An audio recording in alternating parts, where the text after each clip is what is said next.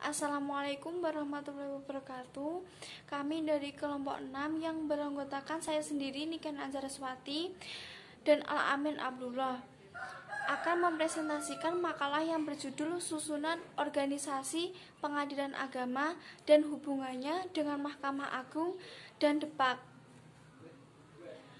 Yang pertama, susunan dan organisasi pengadilan agama atau mahkamah syariah. Tugas operasionalnya kekuasaan kehakiman di lingkungan peradilan agama dilaksanakan oleh peradilan agama dan pengadilan tinggi agama. Pengadilan agama merupakan pengadilan tingkat pertama dan pengadilan tinggi merupakan pengadilan tingkat banding, yang mana kedua pengadilan tersebut berpuncak pada Mahkamah Agung sebagai pengadilan negara tertinggi. Secara administratif, peradilan agama berada di bawah Departemen Agama. Pengadilan agama merupakan tingkat pertama yang mempunyai kedudukan di kota madya atau ibu kota kabupaten tersebut. Sedangkan pengadilan tinggi agama berkedudukan di ibu kota provinsi yang daerah hukumnya meliputi wilayah provinsi yang bersangkutan. Susunan pengadilan agama yang terdapat dalam Undang-Undang Nomor 14 Tahun 1970 tentang kekuasaan kehakiman adalah tidak berbeda dengan susunan pengadilan negeri, yaitu yang terdiri dari pimpinan, hakim anggota, panitera sekretaris, dan jurusita. Sedangkan susunan pengadilan tinggi agama adalah pimpinan hakim, anggota panitera, dan sekretaris. Yang pertama, ketua panitera. Pengadilan agama dan pengadilan negeri pada dasarnya mempunyai susunan kepaniteraan yang sama. Bedanya adalah apabila di pengadilan agama seorang panitera harus beragama Islam dan berlatar belakang pendidikan Islam atau menguasai hukum Islam. Sedangkan di pengadilan negeri seorang panitera tidak harus beragama Islam. Untuk pengadilan tinggi agama, persyaratan yang harus dipenuhi untuk menjadi panitera adalah orang tersebut memiliki ijazah sarjana syariah atau sarjana hukum yang menguasai hukum Islam. Sedangkan persyaratan yang lainnya tidak berbeda dengan persyaratan untuk menjadi panitera pengadilan tinggi yang bertugas, yaitu menyelenggarakan administrasi perkara dan mengatur tugas wakil panitera, membantu hakim dengan menghadiri dan mencatat jalannya sidang pengadilan, menyusun berita acara persidangan. B. Wakil ketua panitera tugasnya yaitu membantu hakim mencatat jalannya sidang pengadilan, menggantikan tugas panitera apabila ada halangan, melaksanakan tugas yang didelegasi kepadanya. C. Panitera muda permohonan yang tugasnya yaitu melaksanakan tugas seperti panitera muda gugatan dalam bidang perkara permohonan, pertolongan, pembagian warisan di luar sengketa. D. Panitera muda hukum bertugas membantu hakim mencatat jalannya sidang pengadilan, mengumpulkan, mengelola, dan mengkaji data, mengumpulkan data hisab, ruqyat, sumpah jabatan, dan melaporkannya kepada pimpinan. E. Panitera pengganti yang bertugas membantu hakim mencatat jalannya sidang pengadilan, membantu hakim dalam hal penetapan hari sidang, penetapan sita jaminan, mengetik putusan sidang, membuat berita acara persidangan yang harus selesai sebelum sidang dilaksanakan. 2. Sekretaris. Sama halnya dengan pengadilan negeri, di pengadilan agama juga ada sekretaris yang dipimpin oleh seorang sekretaris dan dibantu oleh seorang wakil sekretaris, di mana jabatan sekretaris dirangkap oleh panitera pengadilan. Dengan melihat pengaturan ini, maka persyaratan untuk menjadi sekretaris adalah sama dengan persyaratan untuk menjadi panitera. A. Ketua sekretaris. Sekretaris pengadilan bertugas menyelenggarakan administrasi umum pengadilan. B. Wakil sekretaris membantu tugas pokok sekretaris. Kepala Sub Bagian Kepegawaian Kedudukan kepala bagian kepegawaian adalah unsur pembantu sekretaris yang menangani keluar masuknya pegawai, menangani pensiun pegawai. C.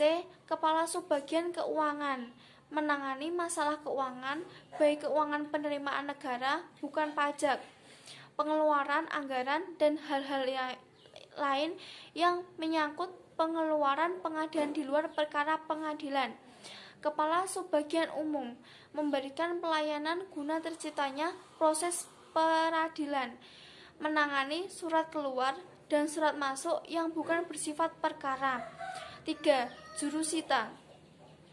Jurusita bertugas untuk melaksanakan semua perintah yang diberikan oleh hakim ketua majelis. Untuk menjadi jurusita, diisyaratkan harus mempunyai pengalaman minimal 5 tahun sebagai jurusita.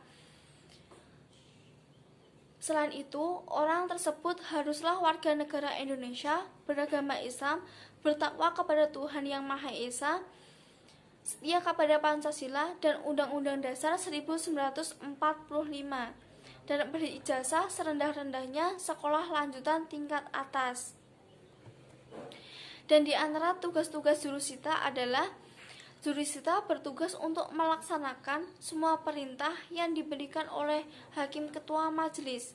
Jurusita bertugas menyampaikan pengumuman-pengumuman, teguran-teguran, protes-protes, dan pemberitahuan putusan peradilan. Jurusita melakukan penyitaan atas perintah ketua pengadilan negeri. Jurusita membuat berita acara penyitaan yang salinannya kemudian diberikan kepada pihak-pihak terkait, melakukan penawaran pembayaran uang titipan pihak ketiga, serta membuat berita acaranya. Yang terakhir, melaksanakan tugasnya di wilayah pengadilan negeri yang bersangkutan. Ya, terima kasih. Selanjutnya terkait yang kedua, yaitu peran dan kewenangan pengadilan agama atau mahkamah syariah sebagai peradilan tingkat pertama. Pengadilan agama sebagai salah satu lembaga pelaksanaan kekuasaan kehakiman di negara Republik Indonesia, sebagaimana ditentukan dalam bab 3 pasal 18 yang berbunyi, kekuasaan kehakiman dilakukan oleh sebuah mahkamah agung dan badan peradilan yang berada di bawahnya dalam lingkungan peradilan umum, lingkungan peradilan agama, lingkungan peradilan militer, dan lingkungan peradilan tata usaha negara, dan oleh sebuah mahkamah konstitusi. Pengadilan agama sebagaimana dijelaskan dalam pasal 4 Undang-Undang Nomor 7 Tahun 1989 adalah kedudukan di Kodia atau di ibu kota kabupaten yang daerah hukumnya meliputi wilayah Kodia atau kabupaten. Tugas pokok dari pengadilan sebagai peradilan tingkat pertama adalah menerima, memeriksa, dan mengadili serta menyelesaikan perkara-perkara yang diajukan kepadanya, dan tugas-tugas lain berdasarkan peraturan perundang-undang, termasuk di dalamnya pengelolaan administrasi, kepanitiaan, dan kesekretariatan, serta kegiatan lainnya. Bahwa untuk mewujudkan tugas-tugas pokok di atas, pengadilan agama dibentuk berdasarkan surat keputusan Presiden nomor 3 tahun 2011 tentang tanggal 24 Februari 2001 adalah mewujudkan tata kehidupan dalam upaya menegakkan keadilan, kebenaran, ketertiban, dan kepastian hukum kepada masyarakat yang pada waktunya nanti akan dapat memberikan dan mewujudkan rasa aman dan perlindungan kepada masyarakat itu sendiri. Selanjutnya adalah tugas-tugas pokok dari pengadilan agama, antara lain adalah pengadilan agama sebagaimana diamanatkan oleh pasal 49 Undang-Undang Nomor 3 Tahun 2006 tentang perubahan atas Undang-Undang Nomor 7 Tahun 1989 tentang peradilan agama, bahwa pengadilan agama bertugas dan berwenang menerima, memeriksa, dan memutus serta menyelesaikan perkara di tingkat pertama antara orang-orang yang beragama Islam. Selanjutnya adalah fungsi pengadilan agama untuk pelaksanaan tugas pokok peradilan agama. Pengadilan agama memiliki fungsi-fungsi, diantaranya itu yang pertama fungsi untuk mengadili, yang kedua fungsi pengawasan yaitu mengawasi pelaksanaan penyelenggaraan peradilan, yang ketiga fungsi untuk mengatur yaitu mengatur pelaksanaan tugas struktural, fungsional dan lain sebagainya. Yang keempat fungsi sebagai nasihat, memberi keterangan, pertimbangan dan nasihat hukum Islam kepada pemerintahan apabila diminta. Dan yang selanjutnya adalah fungsi administrasi yaitu penyelenggaraan administrasi, baik administrasi peradilan, administrasi umum, pengadilan, administrasi keuangan, kepegawaian dan perlengkapan sarana dan prasarana peradilan lainnya. Yang ketiga adalah kekuasaan dan kewenangan pengadilan agama. Undang-undang telah memberikan kewenangan kepada pengadilan agama seperti tersebut dalam pasal 49 Undang-Undang Nomor 3 Tahun 2006 yang menyebutkan bahwa pengadilan agama bertugas dan berwenang memeriksa dan memutus penyelesaian perkara di tingkat pertama antara orang-orang yang beragama Islam di bidang perkawinan, waris, wasiat, hibah, wakaf, zakat, infak, sodako, dan ekonomi syariah. Ini bisa dilihat ada 10. Oke, yang ketiga, tema yang selanjutnya yaitu hubungan pengadilan agama dengan Mahkamah Agung sebelum dan sesudah penyatu-atapan. Yang pertama, hubungan pengadilan agama dan Mahkamah Agung sebelum penyatu-atapan. Sejak berlakunya Undang-Undang Nomor 35 Tahun 1999 tersebut, sistem yang dipakai adalah sistem satu atap atau one roof system. Artinya, pembinaan terhadap 4 lingkungan lembaga peradilan yang secara teknik justisial, administrasi, organisasi, dan finansial berada di bawah Mahkamah Agung. Kemandirian peradilan agama sebelum diundang-undangkan sebagaimana tersebut di atas, peradilan agama belum sepenuhnya dan masih berkesan bahwa ia suborganisasi dari pengadilan umum. Misalnya dalam kasus pidana sampai saat ini belum diberikan kewenangan dalam memeriksa, mengadili, dan menetapkan hal tersebut. Padahal dalam perkembangan masyarakat tidak menutup kemungkinan kasus perdata yang berimplikasi kepada pidana sebagai konsekuensi kewenangan peradilan agama, sehingga seharusnya diberikan ruang kewenangan dan dalam menyelesaikan. Ini pula yang dimaksud sebagai studi hukum responsif. Intinya, pada masa ini pengadilan agama belum mandiri karena masih di bawah tekanan dari eksekutif. Yang selanjutnya hubungan pengadilan agama dan Mahkamah Agung setelah penyatu-atapan. Diawali dengan amandemen ketiga Undang-Undang Dasar 1945 berdasarkan ketentuan pasal 24 dan TAP MPR X tahun 1998 yang menetapkan kekuasaan kehakiman bebas dan terpisah dari kekuasaan eksekutif. Kebijakan satu atap kemudian diatur dalam Undang-Undang Nomor 35 Tahun 1999 tentang perubahan atas Undang-Undang Nomor 14 Tahun 1970.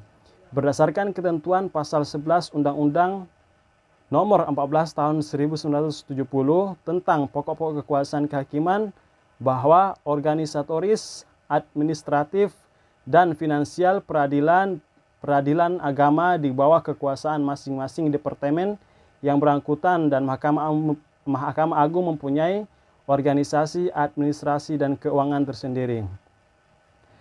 Ketentuan tersebut diubah dengan Undang-Undang Nomor 35 Tahun 1999 tentang ketentuan pokok kekuasaan kehakiman.